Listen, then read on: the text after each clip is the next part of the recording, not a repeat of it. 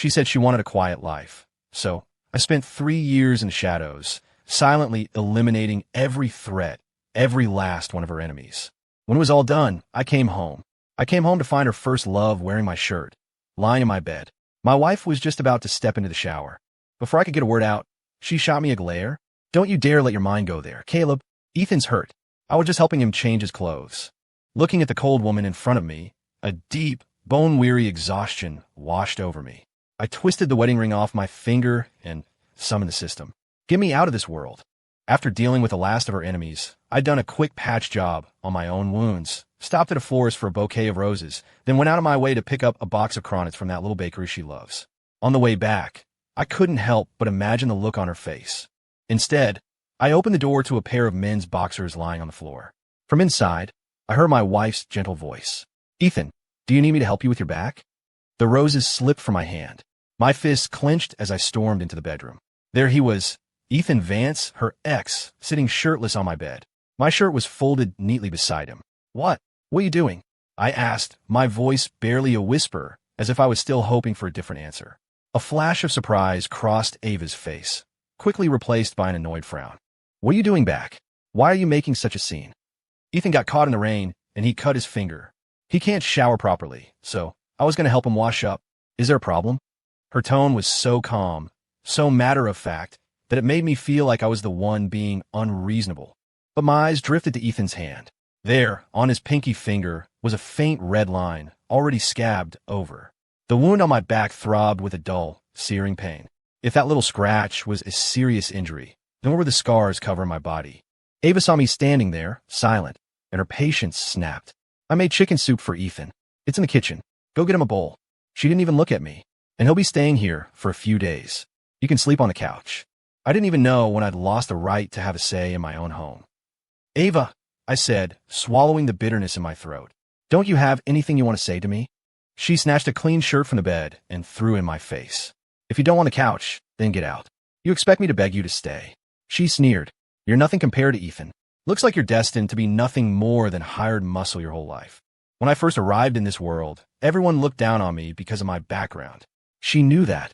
She knew it was my deepest insecurity. Yet to defend Ethan, she didn't hesitate to twist the knife. Watching her stand protectively in front of him, my mind went blank. I couldn't understand what had happened in the 3 years I was gone. 3 years ago, her eyes held nothing but me. Now all I saw was disgust. I was a player, sent here by the system to complete a mission. She was my target. When I found out, I almost quit. But the thought of success, of finally escaping the hospital bed I'd been confined to in my real life, made me grit my teeth and accept. I had no special advantages, no cheats. To get close to her, to become part of her security detail, I threw myself into the line of fire every single time. Once, I took a blow that shattered 3 of my ribs. Lying on the ground, struggling for every breath, I still forced myself to stand. People told me to give up. They said I was trash, that I could work for decades, and she would never see me. I burned those words into my memory and used them as fuel. I fell and got back up more times than I can count, until I finally became one of the most trusted men by her side. That day, we were on a hike upstate with her. A wildfire sparked somewhere in the hills, the flames racing toward us. In the panic, she tripped and fell. The others ran, leaving her behind. Only I went back. I scooped her up and ran through the smoke and embers towards safety. By the time we were rescued, my back was a canvas of second-degree burns. She cried, asking me why I didn't just save myself. I just smiled. Because you're the one person I'd give everything to protect. After that, she let go of the rest of her security team. It was just me. I went with her everywhere, saved her from countless dangers. On our wedding day, I got a notification from the system. Mission complete. Do you wish to exit this world? Looking at her in her wedding dress, her eyes full of joy, I hesitated for the first time. I had to admit it. I had fallen in love with her. So when she later told me she wanted to leave her family's dangerous business behind, to live a normal life, I didn't think twice. I disappeared into the underworld to clean up her past for good. For 3 whole years, I was afraid that any contact would put her in danger, so I could only look at pictures of her to ease the gnawing loneliness. Just once, after I was badly wounded and feared I might not see her again, I sent her a text, a simple message telling her how much I loved her. It took her hours to reply. Don't send things like this anymore. After that, she changed her profile picture. It was a photo of a hand with a small, distinctive tattoo of a star on the webbing between the thumb and index finger. I always thought it was a picture she'd secretly taken of my hand. I thought it was her way of telling me she was worried, a silent message of affection. It wasn't until I saw Ethan sitting on my bed that I noticed the same star tattooed on his hand. The hand in the photo was never mine. The pain in my chest was so sharp it was hard to breathe. The wound on my back started bleeding again, the coppery smell of it thick in the air. But Ava just shot me a cold look. If you're hurt, couldn't you have dealt with it before coming home? You're filling the whole house with the smell of blood. How is Ethan supposed to rest? My heart turned to ice. It used to be that whenever I came back from a job, she would be the one to gently clean and bandage my wounds. She used to say she would always be my safe harbor. Now, her eyes only saw Ethan. The same Ethan who had fled the country the second her family's empire began to crumble, terrified of getting caught in the crossfire. Seeing me just standing there, frozen, Ava's voice rose to a shout. Are you deaf? What are you waiting for? I clenched my fists until my knuckles were white, then finally found my voice. Sorry, I said slowly. I'll leave now. I turned to go, but a sharp pain shot through my leg, and the damaged knee gave out. I collapsed, hitting the floor in a heap of humiliation. Ava walked over and kicked my knee. It wasn't a hard kick, but on the damaged joint, the agony was immense. I couldn't stop the grimace that twisted my face. She caught the flicker of pain and looked down at me, her expression dripping with contempt. What are you trying to pull? It was just a little tap. You don't need to be so dramatic. Her words trailed off. Clearly, she remembered. My leg. I'd gotten this injury, saving her, too. She had ignored my warnings, determined to prove herself, and walked straight into an enemy ambush. I fought my way through hell to get her out. By the end, I was covered in blood, barely able to stand. Even then, she asked me to go back for a hostage. But the hostage was a setup, an enemy in disguise. The moment he lunged at Ava with a dagger, I moved without thinking. I threw myself in front of her. The blade plunged into my knee. It was poisoned. Even though Ava got me to a doctor immediately, it was too late. I almost lost the leg. 3 months of brutal physical therapy just to be able to walk again. It left me with permanent damage. Just bending my knee was painful. A kick like that was torture. A flicker of guilt seemed to cross her face. She bent down as if to help me up, but then Ethan spoke. Oh, so Caleb has a leg injury? That explains why I saw him meeting with your private doctor so often. I think he was getting the doctor to write up a lot of official-looking reports for him. Ava's doctor hadn't changed in years. He was the one who had treated my leg. Ethan's words were a poisoned dart, meant to suggest I was faking it all. But Ava had seen the injury. She had seen the scans. How could she possibly believe him? I was about to tear into him when I saw Ava's expression harden, her features turning sharp with rage. So that's it, she hissed, her eyes locking onto mine. You've really stooped this low. Your acting is incredible. You should be in Hollywood. Get out. The sight of you makes me sick. She was trembling with fury. The light in my eyes dimmed. I had been with her for so long. She'd seen everything I had done, everything I had sacrificed. How could she not know who I was? And yet, because of one whisper from Ethan, she had already pronounced me guilty. Her feelings couldn't be clearer. If that's how it was, there was no point in holding on. You're right, I said, my voice hollow. I'm just hired muscle. I don't deserve you. The divorce papers will be in your email. Let's just make this clean. With that, I pushed myself up and walked out of the house without looking back. Behind me, I heard her enraged scream. You think you can threaten me like this? You think this will make me feel sorry for you? Dream on. I will never, ever forgive you. Threaten her? I let out a dry, humorless laugh and called up the system. I requested my exit from this world. The response was almost immediate. Request approved. You will be returned to your original world in 3 days. Staring at the blue interface in front of me, a sense of release washed over me. I smiled. I sat on a park bench all night, my mind racing. In this world, I was an orphan. The only person I was close to was Ava, and there was no point in saying goodbye now. The next day, I thought about visiting some old friends, but on the way, I happened to pass by a towering glass skyscraper. Ava's face was on the massive digital screen at its center. I stopped and stared for a moment. As I turned to leave, a voice cut through the city noise behind me. Who's this bum? Security. Why is this kind of person allowed to stand in front of our building? I turned. It was Ethan. Without Ava around, his arrogance was on full display. What's the matter? Never seen anything like it, he sneered. A meathead like you could never touch a world like this. He turned to his assistant. Chun, bring out that dog. The assistant went to the security booth and returned with a bone-thin border collie. I froze. It was the puppy I had bought for Ava 3 years ago because I was worried she'd be lonely.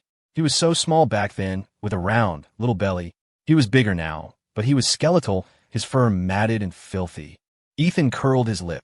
Recognize him? This stupid thing is fiercely loyal. Been me good once, he said, his voice casual, but I always get my revenge. I told Ava he ran away. She was heartbroken for a while. Truth is, if she'd ever bothered to really look, she would have found him. But it's been almost 3 years. She forgot all about him. He took a step closer, just like she forgot about you.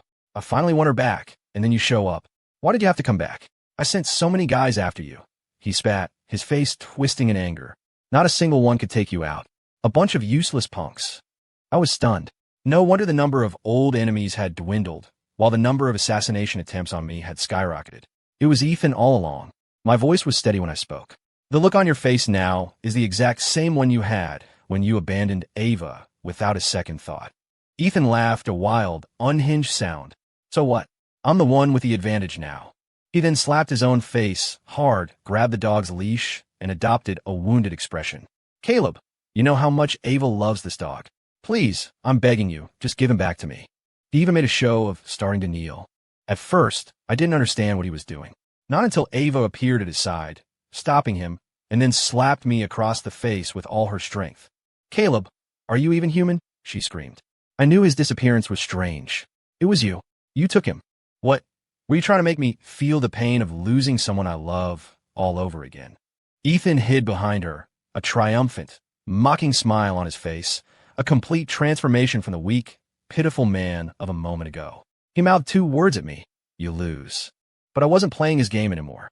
Ava, I said, my voice flat. I don't want to do this anymore. Let's get a divorce. And without another word, I turned and walked away. Ava saw that I wasn't responding and bent down, intending to pick up the little dog. But his fur was so matted and tangled that she hesitated, not knowing where to put her hands. It was clear she didn't love the dog that much. All she cared about was whether Ethan's feelings were hurt. I silently asked the system if I could take the dog with me when I left. After getting an affirmative answer, I moved toward Ava, reaching for him. She eyed me warily. Caleb, what do you think you're doing? I crouched down and called to the dog. He remembered me. His tail gave a weak wag, and he tried to come to me, but Ethan held the leash tight. Ava, you can't take care of him, I pleaded, looking her straight in the eye. Please, I'm begging you. Let me have him. There was no guilt in her eyes, only anger. What do you mean I can't take care of him? Weren't you the one who hid him from me? I looked for him for 3 years. No one cares about him more than I do. I almost laughed. For 3 years, I was constantly on the move, hiding in the shadows, barely having time to send a single text. How could I have taken the dog? And she cared. With her power and resources, she could find a needle in the ocean if she wanted to. She didn't find him because she never really looked. I remember when I first brought him home, I said softly, you adored him. You had to have him in bed with you every night. Hearing this, Ava's expression softened for a moment. He was so healthy back then, so plump and white. How'd he end up like this? The moment I finished speaking, Ethan cried out, clutching his arm. Ava immediately turned to him. Ethan, what's wrong? He slowly lowered his hand, revealing teeth marks on his forearm. His face was pale, but he forced a smile. I guess he doesn't like me either. He just bit me. He lowered his head, looking utterly defeated. Ava, am I a bad person? Why does everyone hate me? But the dog was gentle. He never bit anyone. Besides, he was so weak now, he barely had the strength to stand, let alone bite. Unless Ethan had deliberately provoked him to create this scene. No wonder I'd seen his hand hovering over the dog earlier, fiddling with something. Ava pulled him into an embrace, her voice full of pity. No, you're the best person in the world, Ethan. Then, her gaze shifted to the little dog on the ground. She kicked him. Hard. It happened so fast I couldn't react. The dog flew through the air and landed in a heap, letting out a series of quiet, pitiful whimpers. Caleb, she shrieked at me. You gave me a vicious animal. Were you hoping he'd turn on me one day? I ignored her, scrambling over to the dog and scooping him into my arms. I started running for the street to find a vet, but the building security guards blocked my path. Caleb, apologize to Ethan. Ava's voice rang out from behind me.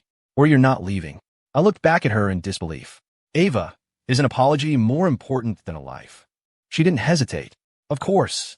A mutt is a mutt, she said, her voice dripping with venom. Same as a hired thug. Worthless. He bit Ethan. He deserves what he gets. I didn't cry when my ribs were broken. I didn't cry when I was burned half to death saving her. But now, as I felt the little dog go limp in my arms, the tears finally came, hot and unstoppable. How did she become this person? I remember a time, long ago, when she would stand up for a homeless person being bullied on the street. What was the difference between her now and those bullies then? Seeing my tears, a sliver of something, maybe pity, seemed to cross her face, and her tone softened slightly. Come on, it's just a dirty animal. What's there to be upset about? If you like dogs, I'll buy you another one. I wiped my face with the back of my hand and, holding the small, still body, pushed past the guards. You don't have to, Ava. The lawyer is drafting the divorce papers. You should have them in your email by this afternoon. My flat, empty response finally seemed to get through to her. She realized something was truly wrong.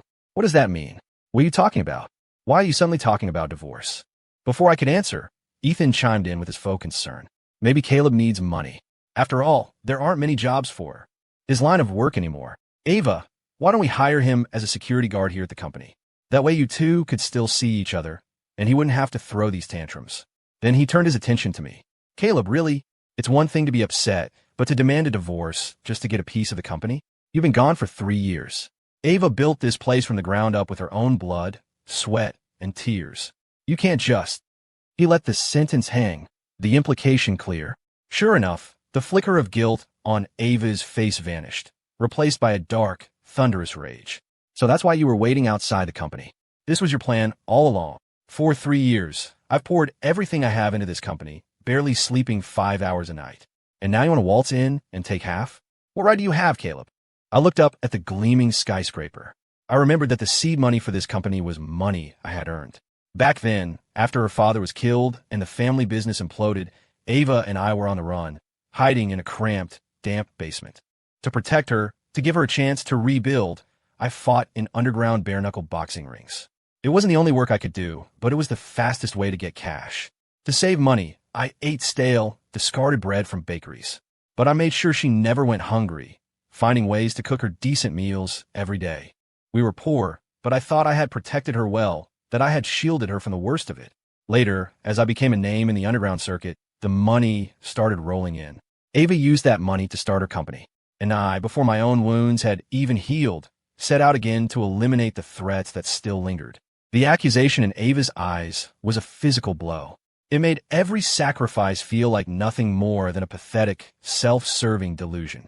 I laughed, a bitter, hollow sound. You're wrong, Ava. I never wanted to take anything from you. I didn't hesitate. I didn't say another word. I just left. I walked until I found a quiet, grassy field on the edge of a park. I dug a small hole with my hands and buried the little dog. It was a beautiful spot, green and peaceful. A good resting place. I looked at the small mound of earth and sighed. Hey, buddy, in your next life, I hope you don't meet people like us. After sitting there for a while, I remembered something important I'd left at Ava's place. Figuring she'd be at the office, I hurried back. I pushed open the door. The apartment was silent, just as I'd expected. I went into the master bedroom and pulled out the bottom drawer of the closet. Tucked away in the back was the old Zippo lighter I'd given her for safekeeping.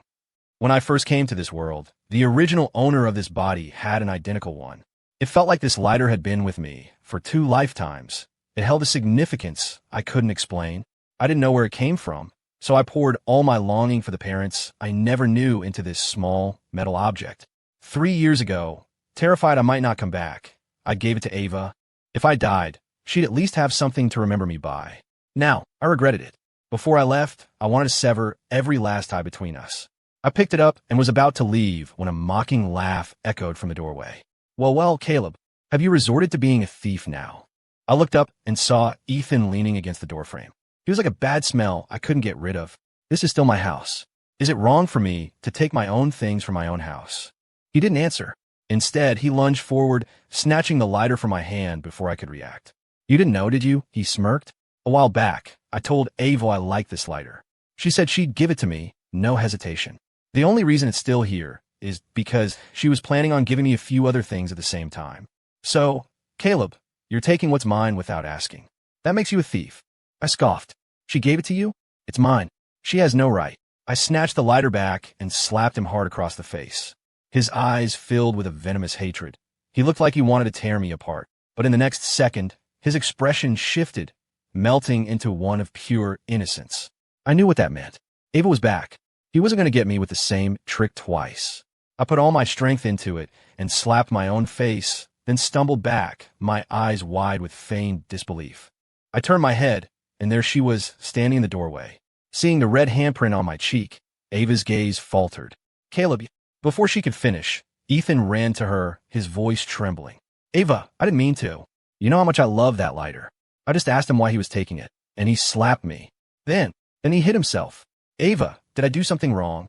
I stared at Ava, waiting for a verdict. I could see the conflict in her eyes, but in the end, she held out her hand to me.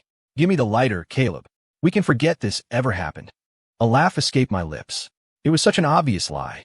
Of course she could see through it, but her choice was already made. "I'm not giving it to him, Ava. Don't make me hate you." She looked exhausted, frustrated. "Caleb, can you please stop making things difficult? Can't you just let Ethan have this one thing? Would it kill you?" She knew. She even said, "Let him have this one thing," acknowledging that I'd already given up so much. "Ava, I don't get it." I finally burst out, all the resentment pouring out of me. Do you love him that much? Then why did you ever say yes to me?" The room fell silent. After a long moment, Ava spoke, her voice flat. "You're not like him." Not like him. She was right. He wasn't. With just a few whispered words, Ethan could erase nearly a decade of my life by her side. Ava Thompson didn't have a heart. A bitter smile touched my lips. Without another thought, I threw the lighter against the marble floor. The metal casing split apart, the inner mechanism skittering across the room. The pieces scattered, just like my love for her. "Gone. Are you satisfied now, Ava?" She seemed stunned, frozen in place. She just stared at the broken pieces, murmuring, "How could it break?" I didn't understand what she meant, and I didn't care to figure it out. All I wanted was to get out of there, to put as much distance between us as possible. Later, I received the agreement from my lawyer. After checking it over, I forwarded it to Ava. I waited for a day, then a night, but there was no reply. Time was running out. In 3 hours, I would be gone. I had no choice. I went to her company. I couldn't stand the thought of being buried under her name after I was gone from this world. At the front desk, the receptionist stopped me cold. No appointment, no entry. She looked me up and down with disdain. I was in a hurry, so I played my last card. "I'm Ava Thompson's husband." She snorted. "Husband? You look more like some gold digger trying to work his way in. As far as we're concerned, the only man for our CEO is Mr. Vance. After all, he was the one by her side when she was rebuilding this company from scratch. Who knows what rich old woman's bed you were warming back then?" A wave of confusion hit me. Ethan was the one who helped her rebuild. The receptionist looked at me like I was an idiot. "Mr. Vance helped establish the company, and he's a genius in his field. He led our teams through countless technical challenges. As for you," she sneered, "you probably wouldn't even qualify to be a security guard here. I bet you can barely even write your own name." Laughter erupted in the lobby. I looked at the undisguised malice on the faces of her employees and knew this had to be Ethan's work too. I could only imagine the stories he'd spun about me. To them, I was probably some useless, pathetic homewrecker. I couldn't be bothered to care. I was leaving. Why waste my anger on them? Seeing that the receptionist was a dead end, I headed for the elevators, but a security guard stepped in my way. "Employee access only. And you stink. Someone might think a walking garbage bag got loose in here. Don't get the elevator dirty." I gritted my teeth, turned, and headed for the stairwell. Behind me, I heard the guard's mocking laughter. "The CEO's office is on the 32nd floor, by the way." I was about to start the long climb when a woman's voice cut through the noise, sharp and authoritative. "It's business hours. What is all this commotion?" The receptionist immediately bowed her head. "Ms. Thompson, it's this man. He was insisting on seeing you." Her eyes followed the receptionist's gesture, and I looked up at the same time. Our gazes met. She was the first to look away. "What do you want?" she asked, her voice all business. I pulled the printed divorce agreement from my bag and held it out to her. "Sign it. Please, hurry. There isn't much time." She didn't understand what I meant about the time, but she recognized the words on the paper. Her eyes grew red-rimmed, and she spoke through clenched teeth. "You want to divorce me that badly? Don't you even—" My words cut off. My soul was being pulled from its vessel. "Time is up." I sighed. In the end, I couldn't even get her to sign papers. My body crumpled to the polished floor, sending the lobby into a panic. Ava was screaming my name, fumbling for her phone to call 911. They rushed me to the hospital. At the ER, the doctor just shook his head, a look of pity on his face. There was nothing they could do. "What do you mean, nothing? You have to do something. He can't be gone." I watched, detached, as Ava collapsed beside my body, her cries echoing down the sterile hallway. A strange sense of peace settled over me. It was a bad investment, that's all. But now I was cutting my losses. I was going to live my own life. I was back in my original world. The system had kept its promise. I had a healthy body. I tore off the hospital gown and walked outside, taking a deep, greedy breath of clean, free air. I got my GED, studied my ass off, and got into a good state college on an athletic scholarship. For 4 years, I trained relentlessly. Today, I stood on the winner's podium at a major marathon. As they placed a medal around my neck, surrounded by flowers and cheers, I froze. In the crowd, I thought I saw a familiar face. I dismissed it as a hallucination, but a seed of unease was planted in my heart. When I got home for the first time in years, I called up the system and asked about Ava's status. The system seemed surprised, but ran the check. A moment later, it came back in a panic. Ava had somehow broken free from the world's programming. In doing so, she had caused an overlap between our two realities and had crossed over into mine. The main system was in crisis mode, trying to patch the breach. As I was processing this, there was a knock at the door. I opened it, and a woman threw herself into my arms. "Caleb, how could you be so cruel? How could you just leave without saying goodbye?" I looked at her, my face a mask of indifference. "I'm sorry. I think you have the wrong person. My name is Leo." "Impossible," she insisted, her eyes blazing with a desperate fire. "You can change your name, but you can't change your face. I'd recognize you even if you were nothing but ash." I knew it was pointless to deny it. "What do you want, Ava?" Her expression shifted, filled with hope. "Caleb, can we go back to how things were? I know I was wrong. You didn't like me seeing Ethan, so I cut him off completely. Caleb, please, just give me a chance to make it up to you." If this had been the old me, I might have caved, but I had a new life now. I had no desire to get tangled up with my past. "No," I said flatly. "Please leave. Trespassing is a crime." I shut the door in her face. She kept knocking for a while. Luckily, I didn't have any close neighbors, or someone would have called the cops. When she realized I wasn't going to answer, she stopped. I thought she'd given up. The next morning, she was standing on the street below my apartment, shouting my name. "Caleb, your lighter. I fix it for you. Please just come back." I looked down. In her hand, she held the Zippo, clumsily glued back together. It didn't look like she'd put much effort into it. She herself was covered in dirt, probably trying to elicit my sympathy. She'd also surrounded herself with a circle of candles on the sidewalk, a pathetic attempt at I had a race in another state, so I used it as an excuse to get away. At the victory party after the race, I took one sip of champagne and my head started to spin. I left early and went back to my hotel. I pulled out my key card, but the door to my room was already ajar. I frowned. I knew I had locked it. Then I heard voices from inside.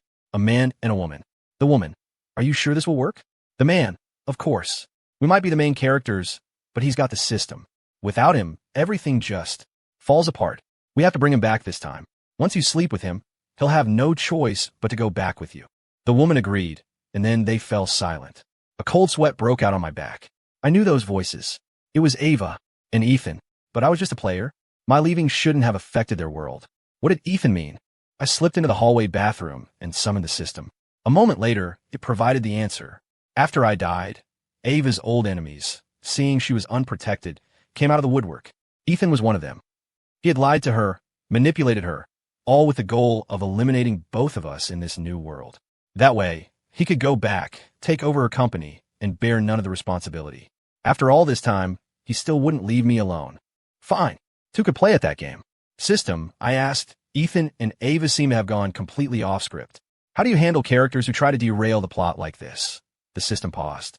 Standard procedure is a character memory wipe and reset. If that fails, termination is authorized. I nodded. Give me a few more minutes. I want to say a proper goodbye. The system agreed. I left the bathroom and walked into my room, pretending to be exhausted and off my guard. I lay down on the bed. Sure enough, thinking I was asleep, Ava crept over and started to unbutton my shirt. "Ava," I said, my voice calm. "After everything, do you still believe a word that comes out of his mouth?" She jumped back, startled. You were awake." I opened my eyes and looked at her. "Because of his lies, you're willing to ruin my life forever?" She was silent for a moment. "What other choice do I have? Am I supposed to let my entire future be destroyed? I can't let everything I've built fall apart." I looked at her face, twisted with a desperate ambition, and sighed. I was going to give her one last chance, but she didn't want it. "Ava, don't waste your time talking to him," Ethan snarled, stepping out from a dark corner. "Let's just take him out. The system should still accept him, even if he's not alive." He lunged, his hands closing around my throat. Ava froze for a second, but then she moved to help him. I'm done talking, I thought, my voice clear in my mind. System, do it. A flash of brilliant white light filled the room, and then they were gone. I rubbed my bruised neck. What did you take them? I asked. The system's interface shifted, showing something like a security feed. Ava and Ethan were in separate, sterile white rooms, screaming and clawing at the walls, completely lost to madness. I watched for a second, then told the system to turn it off. I hoped, for their sake, that the re-education would work. After that, my life moved on. I competed in races all over the world. Some I won, some I lost. I met someone. I fell in love. We got married. A few years later, we had a beautiful little girl. The system told me once that the reset for Ava and Ethan had failed. They were terminated. I offered them a moment of silence, then took my wife and daughter by the hand and walked toward home. The city lights twinkled around us. My family was beside me, and I was at peace. There is no greater happiness than this. Here's to new beginnings. Here's to freedom.